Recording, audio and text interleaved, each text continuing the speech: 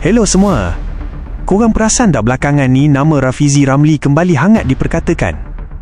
Kali ini, timbul pula desakan daripada Ketua Penerangan AMK, Danish Khairuddin, yang meminta beliau memperjelaskan isu dana 8.6 juta ringgit yang kononnya digunakan untuk mengambil alih Parti Bersama Malaysia. Lebih menarik, isu ini makin rancak bila video mengenainya dikongsi semula oleh Menteri Komunikasi Fahmi Fadzil. Bukan itu sahaja, Rafizi turut dikaitkan dengan siasatan SPRM membabitkan pelaburan 1.1 bilion ringgit dalam industri semikonduktor bersama ARM Limited UK.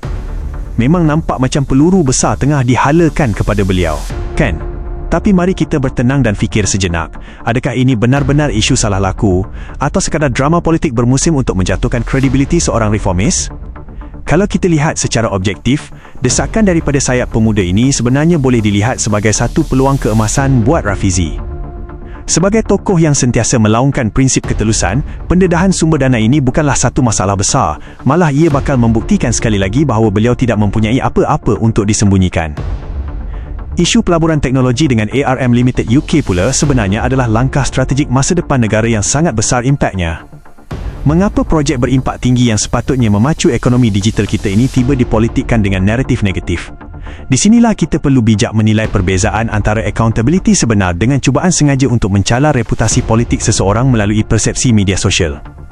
Kesimpulannya, segala dakwaan dan siasatan ini tidak seharusnya dilihat sebagai pengakhiran, tetapi sebagai medan ujian untuk membuktikan integriti yang selama ini diperjuangkan.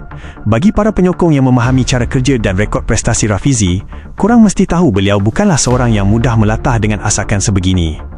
Sebaliknya, proses ini akan mematangkan lagi lanskap politik kita sekiranya kebenaran dapat ditegakkan dengan fakta, bukannya dengan sentimen semata-mata. Jadi, apa pandangan korang tentang isu ni? Adakah ini taktik lama yang dikitar semula? Atau korang rasa Rafizi akan bangkit dengan jawapan yang bakal menyekat terus spekulasi pihak lawan? Jom kongsi pendapat korang kat bawah.